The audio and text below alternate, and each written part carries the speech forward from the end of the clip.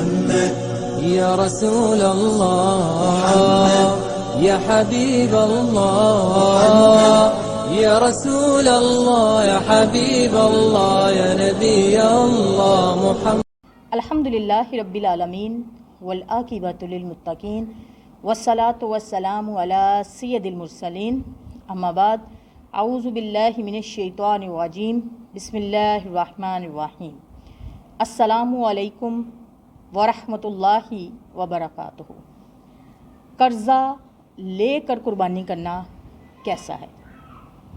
یعنی اگر کسی پر قربانی واجب ہے تو وہ اور ایام ذوالحجہ کے دن شروع ہو چکے ہیں، لیکن اس کے ہاتھ میں اتنی رقم نہیں ہے وہ قربانی کا جانور خرید سکے، تو ایسی صورت میں کیا وہ قرضہ لے سکتا ہے؟ ایسی صورت میں بالکل وہ قرضہ لے سکتا ہے۔ مثال کے طور پر اگر کسی نے انویسٹمنٹ کی ہوئی ہے یا لین دین کے معاملے میں اس کی پیمنٹ کہیں سے آنی ہے لیکن وہ نہیں آ سکی اور قربانی بھی کرنی ہے، تو ایسی صورت میں وہ بآسانی طریقے سے قرض لے کے قربانی کر سکتا ہے، کیونکہ وہ صاحب نصاب ہے، اس کا لاکھوں روپیہ یا اس کا اتنے پیسے مارکیٹ میں پھنسے ہوئے ہیں کہ وہاں سے مل جائیں گے، یا دیر سویر ہو گئی ہے، تو ایسی صورت میں وہ قرض لے سکتا ہے۔ دوسری صورت یہ ہے کہ مثال کے طور پر جیسے خواتین کے پاس سونا ہے لیکن پیسے نہیں ہیں۔ اکثر خواتین یہ کہتی ہیں بھئی ہمارے پاس سونا تو ہے لیکن ہم قربانی کیسے کریں، ہمارے پاس پیسے نہیں ہیں، تو علماء کرام فرماتے ہیں کہ ایسی صورت میں ان کو سونا بیچ کر قربانی کرنا ان پر واجب ہے۔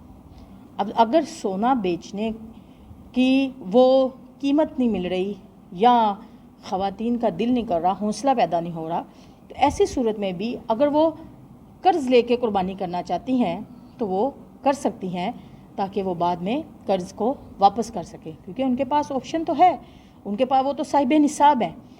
ہر وہ بندہ جو صاحب نصاب ہے، جس کے پاس ضرورت اصلیہ کے علاوہ مال ہے یا اتنی مالیت ہے جس سے 52.5 تولہ چاندی خریدی جا سکتی ہے، اس پر قربانی کرنا واجب ہے، اور 52.5 تولہ چاندی کی مالیت تقریباً 85,000 ہے۔ تو اللہ تبارک تعالیٰ ہم سب کو دینی علوم کو سیکھ کر، سمجھ کر اس پر عمل پیرا ہونے کی توفیق عطا فرمائے، آمین ثم آمین۔